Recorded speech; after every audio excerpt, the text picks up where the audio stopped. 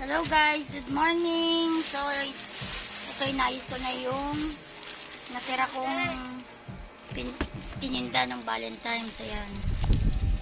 So, 10 pieces pa yung balloon. At yung rose nasa 83 pieces pa. So, malaking pera pa sana to.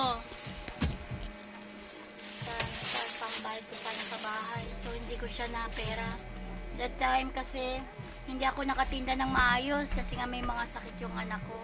Nagtitinda ako pero nawawala ko sa alay na yun na iniisip ko sila dito. Hindi rin ako nakapag-overtime ng pagtitinda. So ayan guys, wala tayong choice kundi itatabi siya for next year na lang.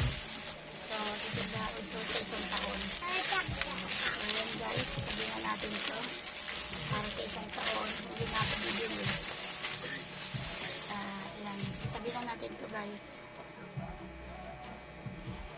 para for next year ititinda ko siya. Yung balon konti na lang ang marami, yung flower hindi kasi ako nakagising ng maaga ng araw ng 14, tinanghali ako kasi madaling araw na kami natapos mag-arrange ito. Ayan guys, yung dalawang balon na binuo ko kagabi, nilitan ko na lang din. Ayan, so ito kaya dayan siya, nabuo ko siya ng ganito. So ganito na lang din para sa susunod na taon. Wala nang choice, so sabi na lang yung nakaganto kasi nabuo ko na siya. Ayan,